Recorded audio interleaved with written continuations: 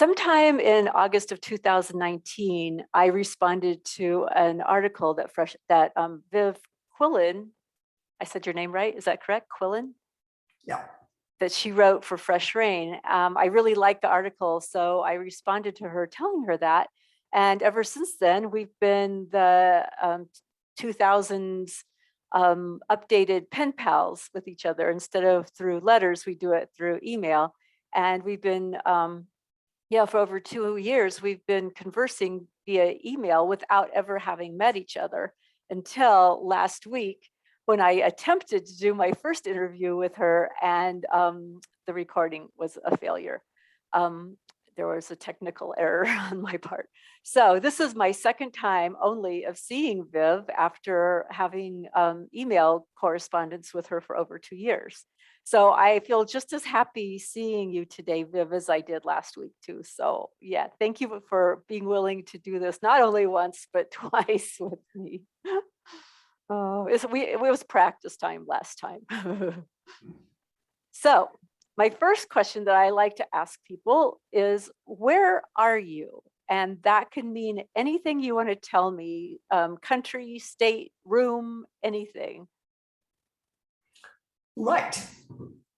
I'm in what we call the dining room, which is the room where, when we have family here, mostly, I don't really have friends here. We usually sit in the garden and I just have little groups of friends, not too many.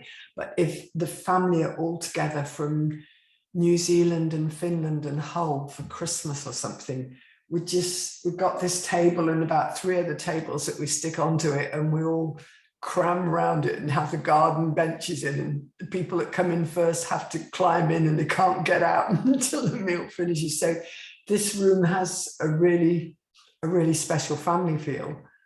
And as well as that, it's got my computer in it. So I sit here and sometimes listen to openings or put openings on, and then I sit at the dining room table and do a jigsaw. And I sew in here. Yeah, so it's a creative room as well. Yeah, and it looks out onto the garden because we live rurally with a very steep, we're on the side of a hill, so we've got a really steep garden at the back and a really steep big garden at the front. And we live about 8 miles from Worcester, which is an old 16th century town, but we're out in the countryside. And Worcester is sort of in the middle of England, what we call the Midlands here. And it's quite gentle countryside. I was brought up in Derbyshire in the Pennines, and that's really quite kind of starker, more wintry kind of countryside, somehow bleaker. That's the word I'm looking for, bleaker. And here it's just that bit more soft and rolling, but lots of hills. Interesting. So, I've never been to the UK, so I love hearing about the differences. Yeah, I mean, we said in our emails, where you live is really quite dry and has a different flavor of almost being sculptured with the dryness and different landscape. We're very green and lush here, and more rain than I would like quite a lot of the time. I can imagine. Hmm. So tell me about when you ran into the Sufi way. When was that? How did that happen? Well, when I first moved to this area from Oxford about 25 years ago, I suppose, I started circle dancing, which I hadn't done before. And that was when I met this woman called Sonara Vivian, who was teaching circle dance. And we talked about this later, and she said, I knew I liked you as soon as I met you because I liked the colors you were wearing. And I said, when I first met you, you were smiling all the time. And I thought, oh God, what are those people that haven't got a shadow? You know, they're just lovely and happy all the time. And I think, I don't believe that. But actually, she's not like that, of course, when you get to know her. And I realized she was smiling all the time, same way she does when she sings. Now she teaches singing, because she's just, when she's doing those things, she's just radiant with happiness. And it just comes out. And I didn't really know how to see that in someone. I just think, oh God, they look really smiley, you know, I bet they're on something or in denial or something. So yeah, that was really funny. Mm. Can you And so, tell? yeah, so I got to know her and we hung out for quite a few years really before I've always been a spiritual seeker. So I've been through all sorts of different things. Oh, I'd like to be a Buddhist. I'd like to reincarnate and have more fun next time, you know. And then thinking, oh, yeah, I'm not sure, because if some part of me that I'm not in control of chooses what I get, maybe I rather wouldn't incarnate, you know. And then I was in the Quakers for a while and I liked the silence. And then the place I was going to, the silence got busier and busier. And yeah, there's something about Sonara that kind of had this stillness in her. So I knew that she was in this Sufi thing, and I'd seen a few of Simon's leaflets and tried to read them and thought, I don't get this stuff at all. Funnily enough, either Elias started writing more clearly or I started getting it more, or maybe some of both. But anyway, when I talked with Sonara and I said, what is this Sufi thing you do? What is being a Sufi? We were sitting in her car and she just had she wasn't driving and neither was I. She was really quiet for a long time. And then she said, everything matters and nothing matters. And just something in me just opened up and thought, yeah, that's it. That's it. And I know sometimes if she was upset, she'd say, I'm fine, I'm fine. And I think, how can you be fine when you're upset? And I began to realize as I started understanding the Sufi stuff about the non-dual, about how, well, to me, I can see there's 1,000 ways to read non-dual and understand non-dual, but to me, non-dual is everything's integrated and all there at once quite a lot of the time. So you can be crying your eyes out and also know at some deep level that it's fine. It really doesn't matter. It matters terribly and it doesn't matter at all. I just love that. I don't look for balance, just that it's all there. Yeah, so I was really drawn to it. And then I started going to their open path group that Simon had been running for a while. They let me come into it, although I hadn't done an open path training and the others had. And I was reading through the book with them and practicing all different exercises. And I'd done lots of psychotherapy, so I had a lot of self-awareness in lots of ways and what my funny patterns were and that kind of thing. But I'd lack that spiritual dimension. And I'm going on a lot. Is that all right? Yeah. Okay. It's great. So living where I do on the side of the hill with this lovely valley across from me, that's a big part of the spiritual thing, that every time I look at that, I'm just a tiny bit of the whole, what Sonara calls Hallelujah, which is a very beautiful name, and I tend to call her shebang, which is, but it's sort of the shebang sort of says the wonderfulness and the terribleness that they can't be separated. And that brings me home to, yeah, just the belonging in it all and it all belonging in me and as all being inseparable. Yeah, wandered off of it there, but yeah. And yeah, I used to get that through dancing and gardening, and that's not so easy now because I've had to let go of a lot of those for all sorts of physical limitations at the moment.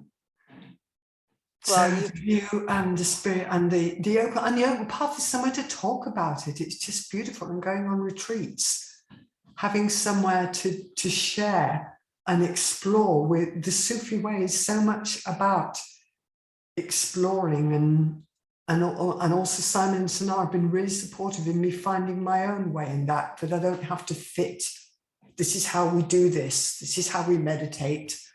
All that I sort of thought I was the only one that secretly did a jigsaw while I was listening to a beautiful meditation, but I'm finding out the more honest I get that apparently I'm not the only one. You brought up a number of other questions when I was listening to you. So I'm going to circle way back, and this has nothing to do with Sufi way, but I'm curious of what circle dance is. Oh, right. The one that Sonara does is actually called Sacred, or the one that she was doing. That's not happening anymore because of her physical reasons, and it all had to close down with COVID. The one that she does is actually called Sacred Circle Dance, as opposed to folk dancing circle dance. And with Sacred Circle Dance, you have a center, you have some flowers or a candle in the middle, and between each, you hold hands to dance, or sometimes you dance in a line. And after each dance, you just have a little quiet time. And it's just beautiful. There's a whole mixture of simple steps or very bouncy steps, and music's from all over the world: Greek music, Russian music, some bits of Sami music from the reindeer people, which I love because of my Finnish family, and just from everywhere, different traditions. And you dance holding hands mostly. Some of the dances are very, very simple and very hypnotic, and some of them are very complicated. So yeah, that's what I guess I was curious about, if they were, more body focused, self-directed, or if you did the same thing, but you do the same thing with each other, I'm hearing. Yeah.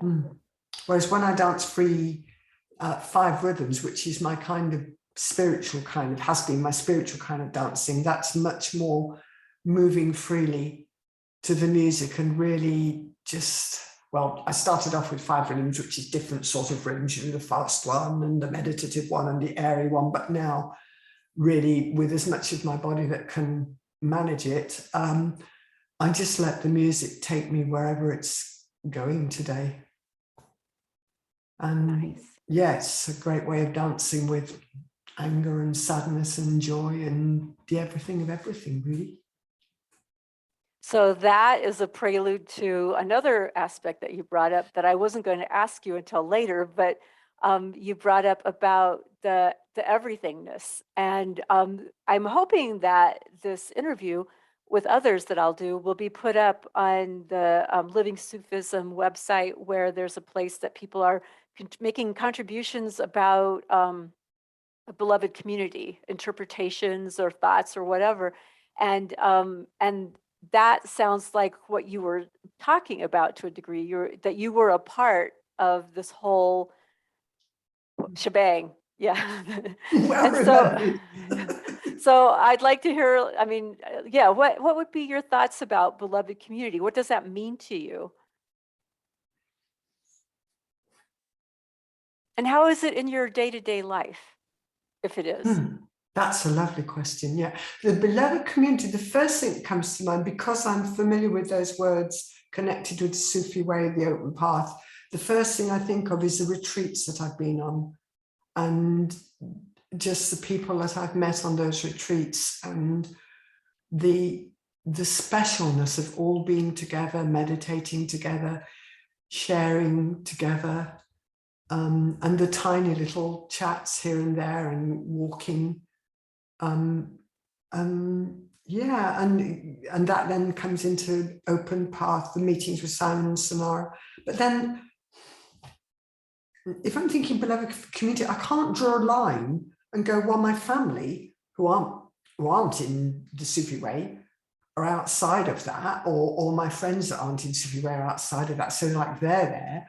And then immediately it's just insects and cows and trees, but everything, all the people whose actions makes me want to cry.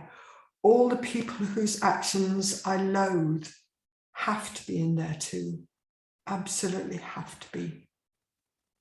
I struggled as quite a young person with thinking, someone very close to me, how can someone be cruel and sadistic in some ways and love Tchaikovsky and Beethoven and play them. And I was like, so is this person a hypocrite that just pretends to be one thing and then, and it took me years and my heart kind of creaking to open to say that this person is both these things, both someone very sadistic and cruel and someone who truly loves Tchaikovsky and Beethoven, who are beautiful. And they're all those things. And how can I don't know, I just knew that person, you know, and I knew quite a lot of people like that. I knew in some way they were in a bit of a mess. And I couldn't write them off, even though I hated them and I was frightened of them. It's been a good ground, it's been a real good grounding for me. That it's had its dark side, but it's been a real good grounding. And thinking I don't want to exclude anyone from the beloved community. It just doesn't feel right to go, no, not you. No, not you. Yeah. But that's huge. That's huge when you don't like somebody or you have to protect yourself from them, to have them be a part of it too. Yeah. Yeah. I don't know how else it can be. It feels all wrong in me to draw a line and go, you lot are outside, you lot are inside. Just as I used to puzzle when I used to hear these things about God. I was brought up a Christian, you know, and God watches a little sparrow fall, and people would say, God's been good to me.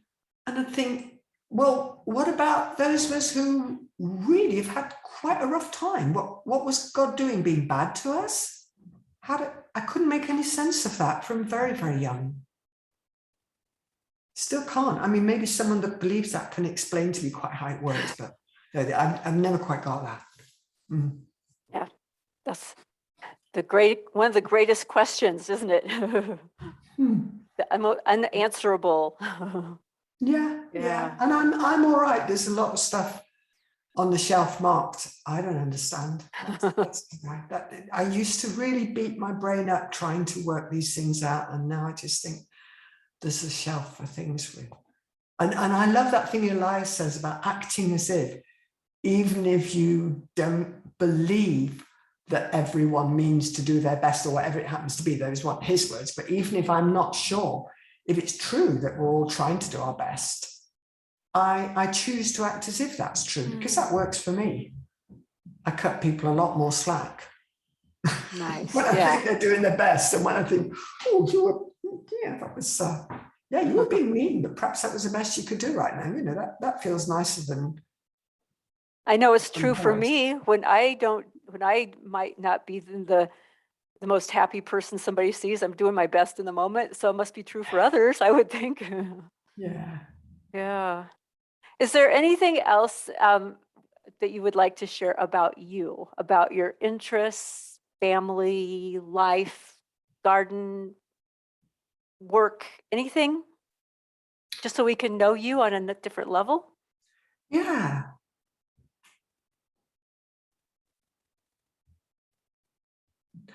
I want to be honest here, and I don't want to hurt my family, but given how much I've kept quiet sometimes through shame, even like taking a long time to confess to someone that I do a jigsaw when I'm listening to openings, because I think I should really have a candle on and have the room very quiet. And I'm sure that's lovely and probably even better. But me sort of going, well, a job done badly is better than a job not done at all. You know, this is the way I listen, this is the way I meditate, and that's what I do. I really struggle with members of my family sometimes. A little while ago, I stopped trying to excuse one of them. Well, they're probably this, they're probably that. And I sat there and allowed myself to really hate this person in my family. It felt quite frightening to let myself do that. But I thought, I'm shutting this feeling out because I don't think it's an all right feeling. I'm ashamed of it. And I want to not do that. And I sat there and just hated someone in my family. And just did it. Didn't try and make sense of it or anything. And it was all right. I haven't done anything to them. It sort of made it more honest and made me feel more forgiving, that maybe families and people, members of my family might really hate me sometimes. I'm sure at least one of them really does hate me sometimes, and it's okay. Sort of on some level, it's all right. I don't know why that doesn't make any sense, but I know it does. That this hate is just stuff I'm doing because I feel hurt. Mm. So, and I wanted to share that if there's other people out there thinking, God, I must be the only person in the world that doesn't like this or that person in my family very much. One of my kids, you know, I'm thinking, oh God, my kids sort of see this, I think, which one of it is? Well, I can tell them, can't I? I can go, well, it's you actually. And yeah, sometimes I hate you, and they can say, sometimes I hate you. So it's interesting. I'm pushing the boat out on this honesty with all the love I can muster, really. Yeah. And putting that together with what you said about beloved community and people that you don't like being in there too, I just really feel this this holding of, you know, connection, and the hate does not cut that. It doesn't stop that. It doesn't put a wall that makes the line where you're not beloved community. It's all in the mix in there. Yeah. Yeah. Just beautiful. Do you think is anything else?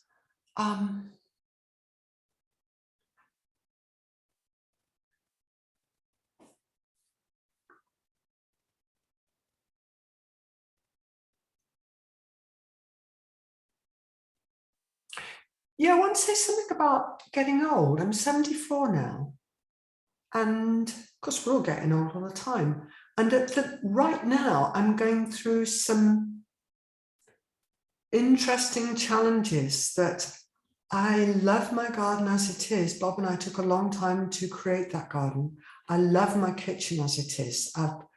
It's painted wild colours. It's got all sorts of cronky old furniture in it. I painted the fridge and the freezer. I don't do white goods. They're all covered in collage and all sorts of weird things. And after lots of pondering and lots of different health issues going up and down, I'm in a place where it feels like the time, and we're lucky enough that we have the money, that I need to let go of that kitchen and have a kitchen that I can manage in more easily, with things that I can reach more easily without having to bend, which hurts, and all sorts of things to make that easier, and garden even more so. It's, at the moment, it's a bit of a dangerous place for me because it's so steep. And so it's an interesting journey exploring how safe do I need to be? How much is taking risks that I kind of need to let myself off the hook and think, you know, it's not stupid to be afraid of falling down a very steep slope. I've already fallen in a deep pond, and that was pretty scary. So changing things that I love as they are, and doing all the hard work of going online and finding people to do this stuff and thinking about all the mess of it. I'm using all my spiritual support and sustenance and my self-awareness and emotional awareness to do this, what for me is a hard journey, you know, so little bites at a time. And if I don't do any of it, I can just look at the garden from the top and sing to it or shout at it according to my mood. You know? So doing that whole balance to try and make this journey that's feeling like one I don't want into an interesting exploration, which it is some of the time. It's an adventure, and one I feel privileged to have. You know, I have dear friends that aren't going to be making it to 74, I don't think, and already haven't. Some that haven't made it to 70 even. So yeah, I mean, yeah, I want to say this is this journey. And I know lots of, you know, this is not new to people in the Sufi way. Lots of us know that. Tons of loss, tons of gain. And the recognition of it and the self-care that comes with it. Yes, being kind while I'm doing all these tasks to ring up strangers to say, will you do this and will you do that? And yeah, that's where I have to use this. I thought, where does the spiritual thing come in here? Is I look out at the view And I can then immediately connect to the world is full of lovely people who would love to come and sort my kitchen out and work in our big garden and make it beautiful and safe for me in a different way. They're just out there waiting to be asked. That is really nice. And yes, to just, you know, and we'll move somewhere beautiful with it, whatever. So part of the beautiful community you'll be introduced to that will come help you. That's great. Yeah. Yes. So that when I look out there, I drop all my old patterns that go, you don't know what they do. They might rip you off. They might be nasty. They might tell you they're marvelous, but they come along, do a rubbish job, you know. And I just hold on to, well, you know, that'll be all right. You took me back to what Sonara said. You could be angry at them and knowing that it's all right, you know? Yeah. Yeah. Well, is there anything that you want to say before we end? And thank you so much for this. I really appreciate it. Yeah, I really appreciate that your willingness to not only do this for me that I asked you for, but to open yourself to we don't know who that's going to see this. So thank you for that. Yeah, I think one of the good things about my history was I carried loads and loads of secrets and felt very painful and isolated in that. So the less I have secrets, the more I feel connected to people. And so that's a good one for pushing me, being open with people. Okay, you know who I am. That's all right. And there's something I want to say about you. Oh man. Something I want to say. Yes. After this extraordinary experience of getting to know each other so well through printed stuff on a screen. When we talked last week and then we lost that conversation, it was so strange for the first time. It's as if you've grown out of the paper. And yet here I am seeing you just for the second time. And isn't it extraordinary how visual things work? Because it's like, oh, here's Carol again, and you've moved more off reading words and knowing you through these written words to seeing you and seeing how your face is and how your body is. It's extraordinary to have that language as well. It's been a real learning knowing each other through words. And funnily enough, I'm just listening to an Audible book at the moment, which is two people getting to know each other from different countries, as you and I are, through writing emails to each other. Oh. And I'm hearing them read out loud by someone else again. Yeah. So they stole ours. Yeah. They stole our story. Yeah. And while I'm here, an enormous appreciation, Carol, for all the stuff that you do with all the techie things. And I know you said lots of other people help you, but I know you put a lot in there. And thank you for that. I really appreciate it. I'm not a techie person, and I am in awe of what you do and how you sit there and work stuff out with it. It's brilliant. Thank you. Thank you. I could just sit here and look at you. I feel like, I think I told you this last time with our emails, I didn't create you, what you look like or anything in the emails. And so seeing you, I almost have what I see and what I read is I am not putting you together yet. You know what I mean? That those words are coming from this person I'm seeing right here. Maybe it's because it is still on the screen. You know, if I met you in person where I actually felt what it was like to be around you, maybe that would bring it all together more. But yeah, it's still taking my brain some time to get that this is the person that writes that to me. I don't hear your voice when I do it. Yeah, I was thinking in a way we might just know each other in a different way. Because at first, almost seeing you on the screen last week, it was almost like a wall because I didn't know that person on the screen the way I know the person. And when we first started emailing, I deliberately didn't ask you all those questions like, oh, what do you do? How old are you? Blah, blah, blah. Where do you live? Because I kind of like that. I'm so aware of how I can pop people into this little box. And that little box, oh, right, she lives here. She's that age. So that means this and that. Oh, yeah. And I'm really learning. Sonara put me onto this great podcast called 1,800 Seconds, I think it is, which is about being autistic, which is fascinating. And they have this mantra, which is when you've met one autistic person, you've met one autistic person. And I'm thinking now, when I've met one Muslim, I've met one Muslim. When I've met one woman, I've met one woman.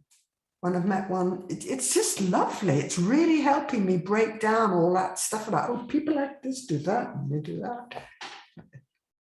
So yeah, we're just on a journey, you and me. If we met, who knows what we'd find that'd be different again. I'd come see your kitchen because I'm curious about it now. Yeah. Yeah, maybe I'll send you some photos before I get it wrecked. There you go. Yeah. Well, thank you so much. I love that you have pinks and whatever magentas and stuff, and I have blues, and that I'm over here where it's all dry and there's no blue. So I have all this blue, and you're where it's all green and you have that brightness. So yeah, it's been really fun to get to know you on this level that still does not go with my emails yet, but maybe someday. And yeah, thank you so much for this time. Thank you, Cara. You're such a puppet. Oh, okay. We have to end this recording now. Big love, big hug. Thank you. Bye. Bye.